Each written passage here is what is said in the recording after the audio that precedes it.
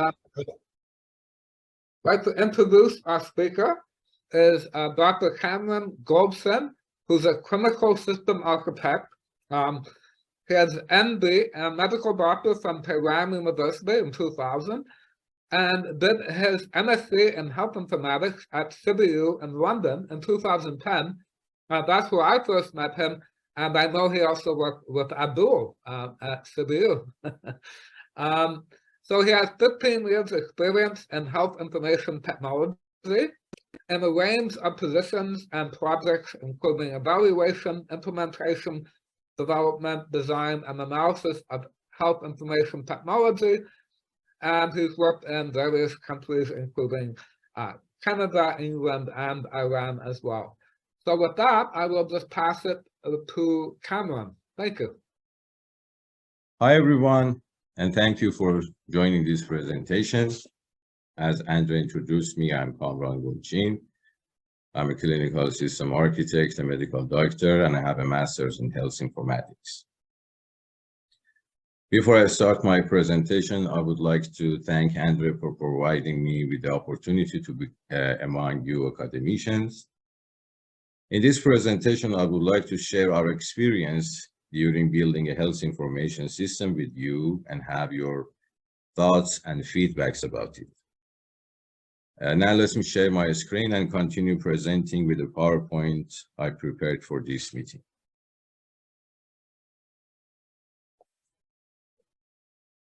For the last 15 years, I've been working in different positions and teams in different projects and countries, and we performed evaluation, implementation, development, design, or analysis in different health information systems, especially health registries.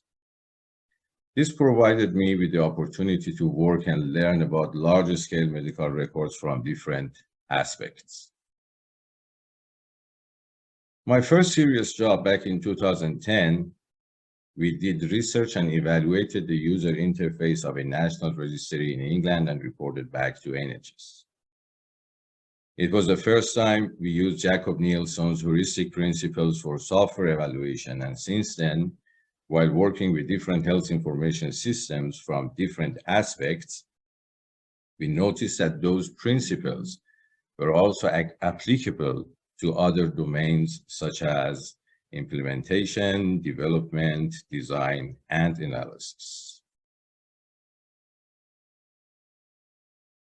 Then in 2013, I started a project as the architect and head of the development department to create a national registry infrastructure as a platform to be used by other national registries such as National Medical Digital Signature. So not only we created the platform, but also we supported the implementation of those other registries and evaluated them as well. Getting involved in all disciplines and phases and looking at large electronic medical records from different aspects at the same time drew our attention again to the cognition principle.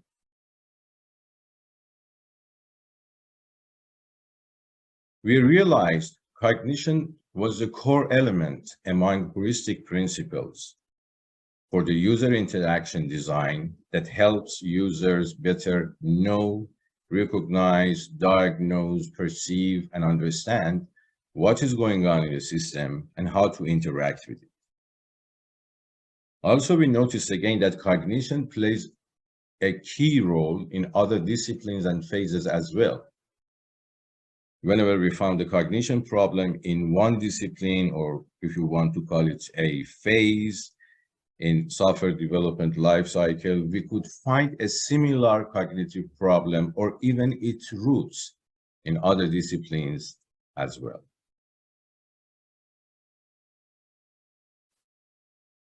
Then in our most recent project, we decided to test and validate this assumption about cognition. The project was building a health information system with a limited scope, and we started with a small team of MVC developers and myself as a system architect and designer. When the first version was almost complete, we saw that in some cases it was very difficult and time-consuming to debug or make even small changes to the system. And to fix the issues, we found that we couldn't clearly track how exactly the application retrieves and manipulates data in the relational database. MVC contained its own data-related logic and handled data manipulation in its own way that in some cases was not quite compatible with the logic of our databases. We translated this as the lack of understanding or cognition principle violation between the application and data layer while they're interfaced. To keep the data logic in the database layer and provide the application layer with a clear and easy to understand way of retrieving and manipulating data, we decided to build a stored procedure layer to handle all the interactions between the two layers. This way, we could clearly track the data or data flow between the two layers and provide the developers with a fairly good cognition state about what each stored procedure does without them requiring to fully understand the database design logic. As we shifted most of the logic from the backend to our new stored procedure layer, we decided to use React for development and take advantage of its capabilities to create rich front-end and user interface. Besides, as debugging and maintaining a stored procedure is extremely difficult, we also decided to develop some tools to test, debug, and maintain our stored procedure layer. So we hired React and TSQL developers and released the MVC team and started to develop the application almost from scratch. When the first version was almost complete, we faced the same problem as before. Debugging and sometimes making even small changes became difficult and strangely time-consuming. This time, the problem was not understanding the interfacing between the application and the database layer, but we found the problem is within the application layer itself. React comes with ready-to-use components to accelerate development while providing developers with fantastic objects such as grid views. But the developers didn't have and didn't require to have an in-depth understanding of how they worked. Therefore, sometimes making a simple change according to our needs required modification to those large objects that nobody had a good understanding of how they worked. Finding out how they worked or modifying them not only was very time-consuming, but also when we made the changes, we ended up with a heavy object with lots of features we didn't need at all, and sometimes they didn't finally work as we expected. Let me emphasize here, we believe and still believe, we believed at that time and still we believe that MVC and React are high-end frameworks and libraries with tons of benefits. We might have found a workaround or changed our UX workflow to overcome the problem, but we made another decision. I require to pause here and give you our analysis of the situation and provide you a little bit more about the details about what we had done until then.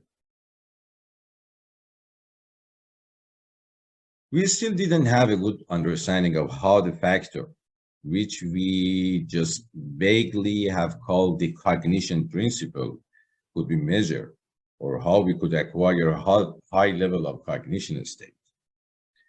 But we realized that cognition, in terms of understanding what a person is doing, why they are doing it, and how they are doing it, are important factors for all persons and roles involved in the software development lifecycle, such as end users, developers, designers, so on. The end users, while doing a task, should have a good understanding of what they are doing, why they are doing it, or what's the use of it, how to do it using the software product or how the software works. The developers, while writing a piece of code, should have a good level of understanding or cognition about what they are developing, why they are developing it, or who are the users and how it helps them to do their tasks, and how their code works. The database designers, on the other hand, should have a good cognition about what they are designing, why they are designing it, and how they design and stored procedures work. It implicitly means that the person or role in each discipline should have a good cognition state about other disciplines, tasks, users, and requirements to be able to efficiently interface with them. So far, our observations supported our assumption about the importance of the cognition principle, but business-wise, we had spent more than twice the time and budget we had initially planned for, and we were at the point to discard almost everything and start all over again. It was a critical decision to be made by all product owners and from different points of view, such as investment and financial model, business model, and technical model. Finally, it was decided that if it could result in a more efficient, usable, and adaptable product, it was worth giving it another try. So this time we decided to use a lower level language or technology for development. We decided to use .NET framework and just use the very basic objects and the very basic properties and not to use their built-in methods at all. So we could have a thorough understanding or cognition of how everything worked. This time things went much better. You could debug and make changes much easier. Database, backend, and front-end interface more efficiently. We could track and fix the bugs much easier or make changes faster. All team members had a deeper cognition about their and other teams' work and tasks in terms of what, why, and how things are done. And the product was quite usable, adaptable, and efficient.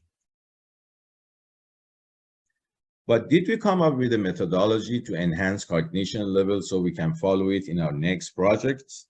The answer was no. But we also could not deny that we significantly improved the efficiency of the product through trial and error cycles aiming to enhance cognition. Designers and developers acquired a deeper and more holistic understanding or higher cognition state. The product owners had a better understanding of the market, and we had created a more logical, efficient, and simpler database design, stored procedure, backend and front-end codes, and user interface.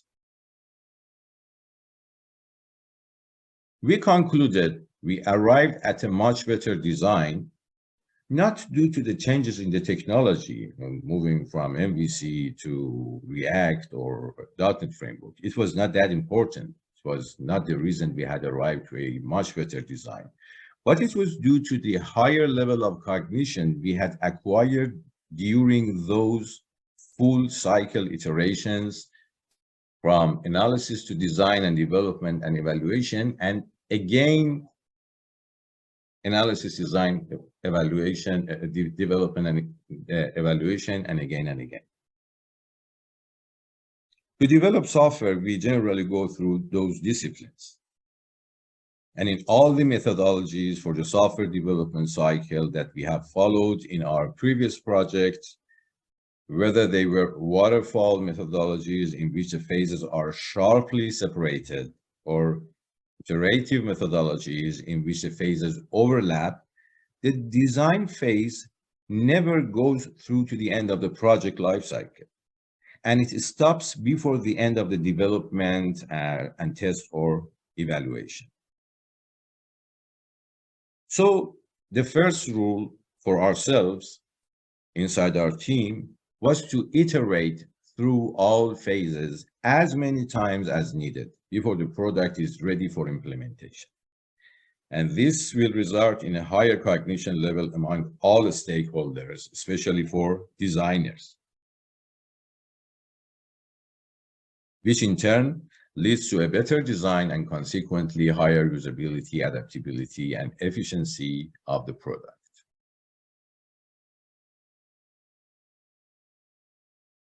To follow and test this rule, we stopped the plans we had started for marketing our product, and instead we decided to perform a thorough and as much as possible, a scientific evaluation and see if we need more iterations to arrive at a better design before taking our product to the market, and meanwhile test our findings and assumptions. We use Jacob-Nielsen's heuristic principles and use expert review methodology aligned with observing users while they work with the system in the field and for evaluation purposes only. Among heuristic principles, we focus on principle number 6, recognition rather than recall. As I mentioned before, we believed other principles, for instance, a match between the system and the real world, help and documentation, and any other Jacob-Nielsen's heuristic principles are just some ways to improve cognition, or rule number 6. Also, we noticed that whenever a user made a mistake in doing a task or became confused or frustrated while using the system, the final system in the user interface layer, we assumed that was a violation of the recognition rather than recall principle. Whenever we face a violation of that rule in the user interface layer, we found that the developers also have difficulty with the recognition of the codes as well, because their codes were complex and difficult to be recognized easily. In most cases, we found that the stored procedures behind those codes were complex too, and difficult to be recognized by the TSQL coders. And interestingly, in most cases, the problem could be solved by changing the database design. So we noticed that the violation of that principle is closely related to the complexity of the end user tasks, the complexity of the developer's code, the complexity of the stored procedure, and the complexity of the database system. And this complexity made it difficult to both recognize and recall the task code or design. We concluded that principle number 8 among Jacob-Nielsen principle, aesthetic and minimalist design, directly affects recognition and recall. Finally, we came up with 2 principles that could be applicable not only to evaluation of the user interface, but to all disciplines, including development, design, and analysis. So the rules for ourselves inside our team was recognition and recall instead of recognition rather than recall, and minimal design. By recognition and recall, we mean that, for instance, a coder should understand the code quite easily and recall what they have done without much cognition effort when they come back sometime later.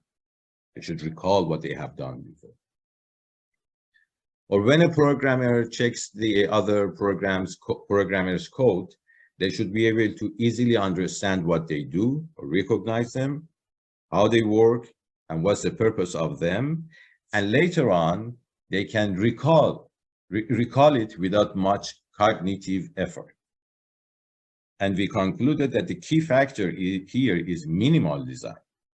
And by minimal design, we mean optimum simplicity of the tasks for the codes.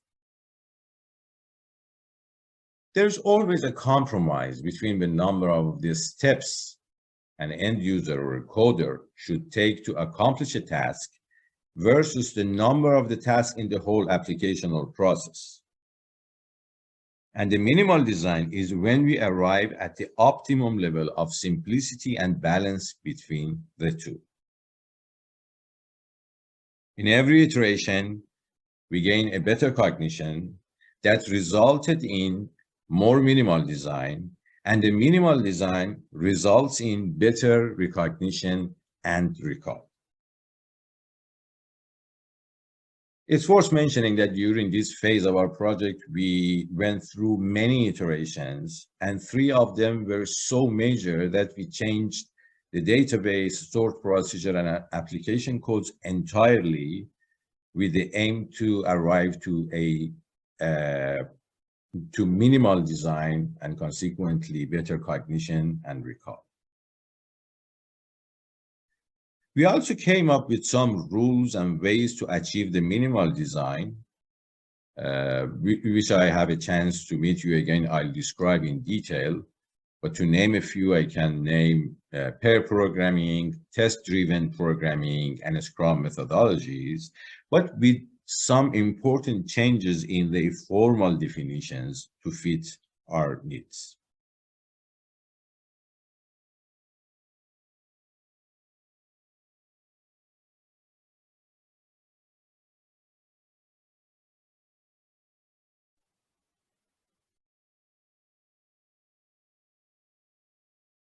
Actually, designers should never oblige themselves to stop changing and improving their design until the final product is ready and they feel they are satisfied with it. Each cycle of design and build provides the designer with better cognition state about their design and what they have in their mind. In other words, it helps designers to see instead of imagining what they are creating. Most of the time, we evaluate our information systems in healthcare only after they are implemented in real environments. So the evaluation results does not change anything, especially for large systems and expensive implementation projects. It seems other industries, such as machinery or art, they don't stop this cycle of changing the design and that iteration. So why should we stop improving our design in information technology before the final product is ready and we make sure that we are satisfied with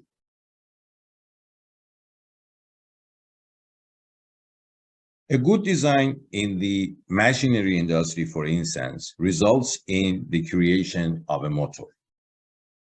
Motors have some specifications.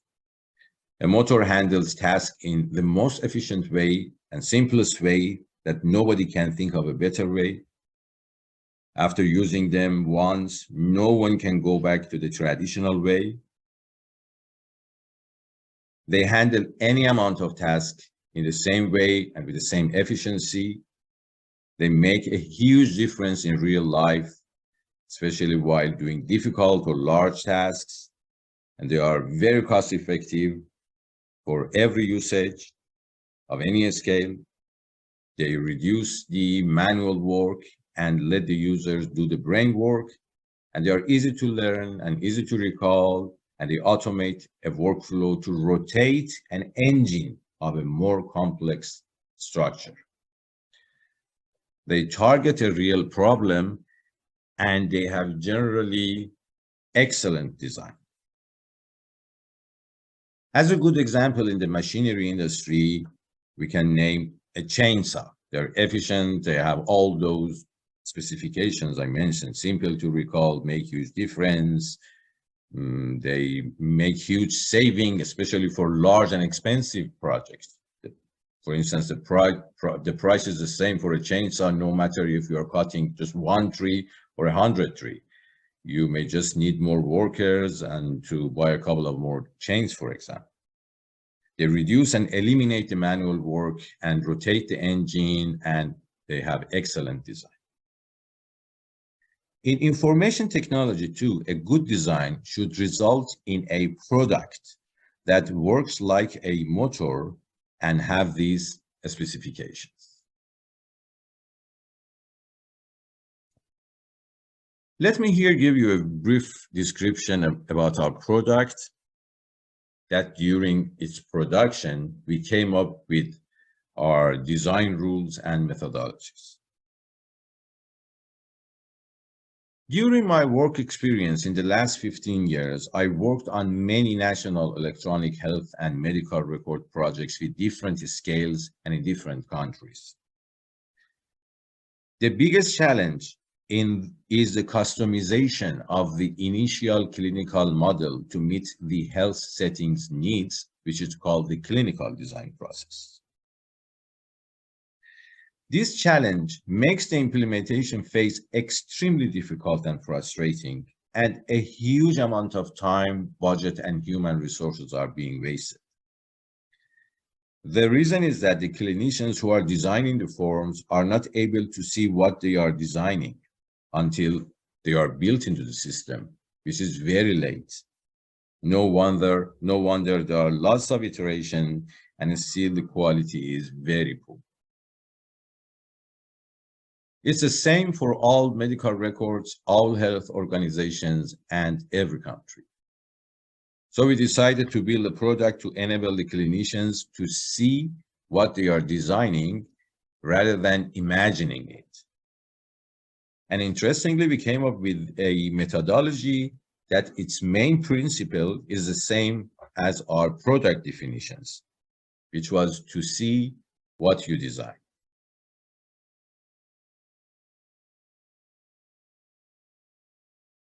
If our methodology really works, our product should have the same specification of a good design or a good motor.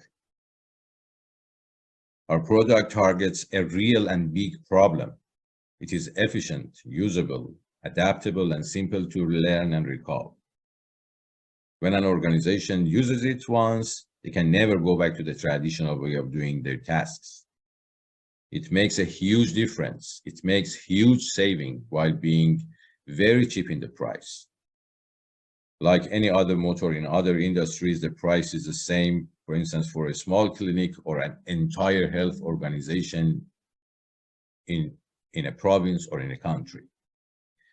It eliminates manual work and enhances the brain work. It rotates the engine of the EMR implementation. It has excellent design. It, according to our methodology, which we are going to test scientifically, it imposes no extra effort to the organization for adaptation and improves the quality of outcome dramatically. After this brief description about the product that actually made us come to that methodology, which is the main topic in this presentation, let me go back to our methodology again. We spent considerably much more time, budget, resources that we planned initially. While quality has changed dramatically, we thought the scope of our product has not changed. But taking a closer look, we found that the scope of our product also has changed dramatically.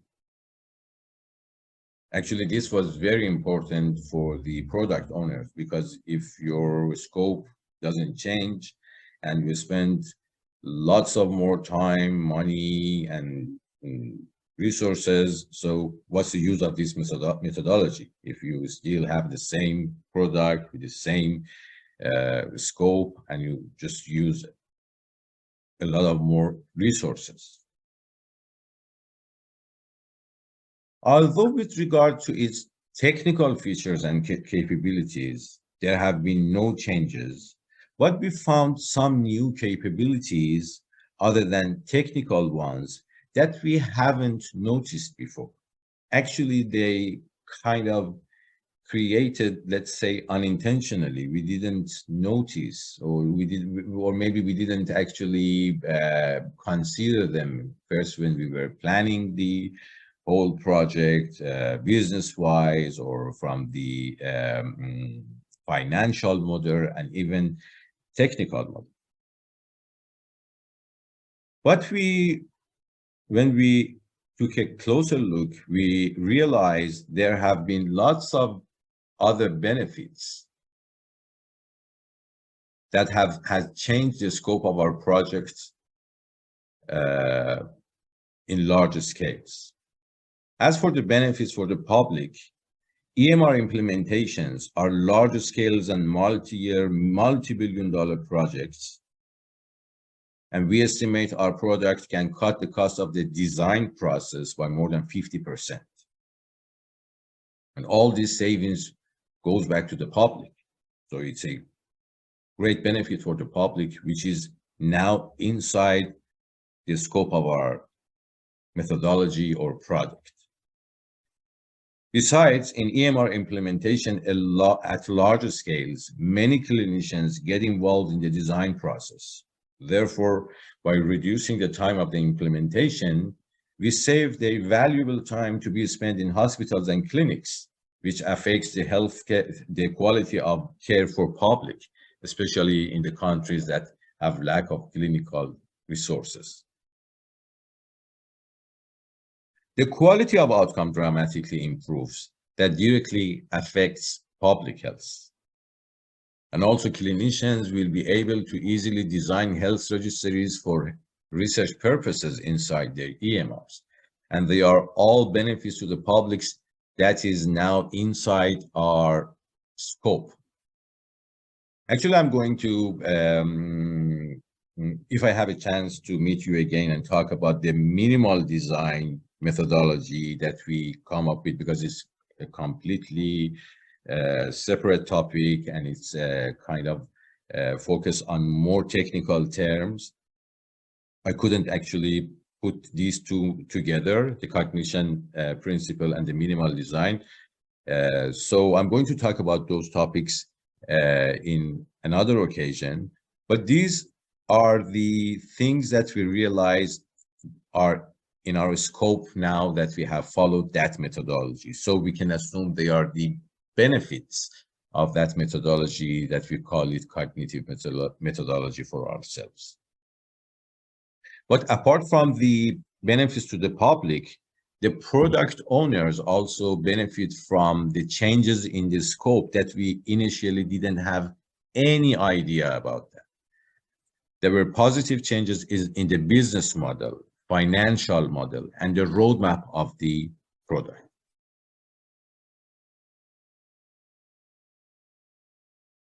Let me finish my presentation by saying that we believe our methodology, technique, and rules have resulted in the creation of a product that we believe is significantly efficient.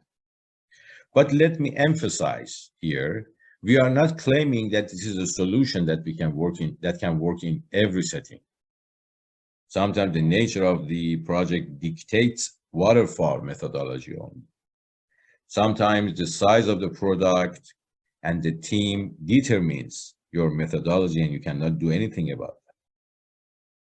So we are just sharing our experience in order to have your thoughts and feedbacks, because I have been far from academia now for 15 years and I'm very outdated. I am sure that there are lots of related things about cognition or minimal design and those sort of things in textbooks, literature, and articles.